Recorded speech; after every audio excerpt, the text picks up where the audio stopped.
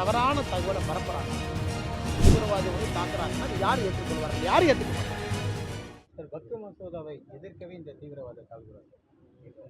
2-3 நாட்களாக பாகிஸ்தானுடைய army chief அவர் காஷ்மீர் எங்களுடைய இன்டெகிரல் பார்ட் அப்படின்னு அவர் ஒன்று பேசியிருந்தாப்புல.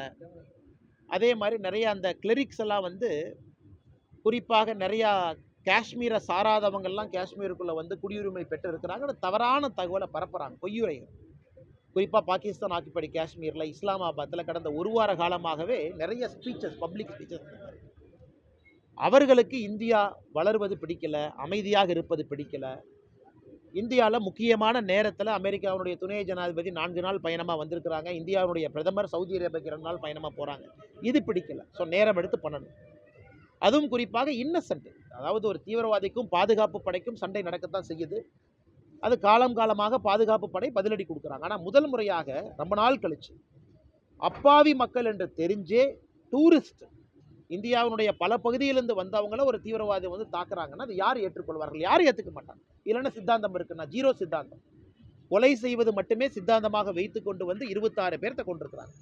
அதனால் இதில் என்ன வக்ஃப், அதில் என்ன சித்தாந்தம் இருக்குன்னா ஒரு சித்தாந்தம் இல்லை. அப்பாவியை கொல்லணும், அதன் மூலமாக ஒரு ஸ்டேட்மெண்ட் சொல்லணும். இதை மட்டுமே முழு நேர வேலையாக வைத்திருக்கக்கூடிய தீவிரவாதம் வேறறுக்கப்பட வேண்டும்.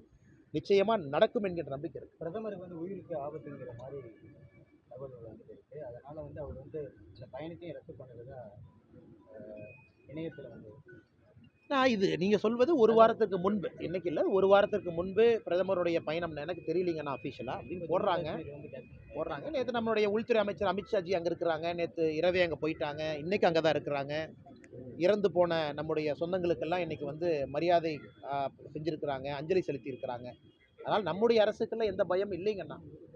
நம்முடைய நோக்கமெல்லாம் சாதாரண பொதுமக்கள் பாதுகாப்பு இல்லாமல் சில இடத்துல இருக்கிறாங்க. மறுபடியும் இது போன்ற தீவிரவாதிகள் இதை பயன்படுத்தி நாங்கள் பொதுமக்களை தாக்குவோம், அதாவது நம்முடைய செக்யூரிட்டி ஃபோர்ஸஸ் மேலே அட்டாக் பண்ணுறது வேற எங்கன்னா, பொதுமக்களை தாக்குவோம்னா இது அடுத்த கட்டம் போகிறாங்க, அடுத்த கட்டம் போக வேண்டும் என்று. அதனால் நிச்சயமாக நம்முடைய அரசு பதிலடி கொடுக்கும். இந்த தாக்குதலுக்கும் பாகிஸ்தானுக்கும் எந்த சம்பந்தம்னு சொல்லிட்டு உள்துறை அமைச்சர் அவங்கள பாகிஸ்தானோட உள்துறை அமைச்சர் பதிவு வெளியிட்டிருக்காங்க. ஆனால் அதை பற்றி நான் கருத்து சொல்ல விரும்பலைங்கன்னா தவறாக போயிடும். நம்முடைய அரசு பதில் சொல்லுவாங்க. ஏன்னா இன்றைக்கி எல்இடி சார்ந்த ஒரு அமைப்பு, ரெசிஸ்டன்ஸ் ஃப்ரண்ட் அப்படிங்கிற அமைப்பு பொறுப்பேற்றிருக்கிறாங்க. லஷ்கர்-இ தொய்பாவோட நேரடி சம்பந்தம், லஷ்கர்-இ தொய்பா பாகிஸ்தானில் நேரடி சம்பந்தம். அதை வச்சு தான் நான் சொல்கிறேங்கண்ணா. நம்முடைய அரசு சொல்லுவாங்க யார், எப்படி, யார் வந்தாங்க, எத்தனை பேர் வந்தாங்க எல்லாமே. அதனால் அரசு சொல்ல வேண்டிய பதிலை நான் சொன்னால் அது தவறாக போயிருங்கண்ணா. உள்துறை அமைச்சர் இணையமைச்சர் ஆக போறீங்க, இந்த மாதிரி நடவடிக்கை எங்கேயும் ஆகலைங்கண்ணா. நான் எங்கேயும் ஆகலை, நான் உங்களோட தானே இருக்கேன்.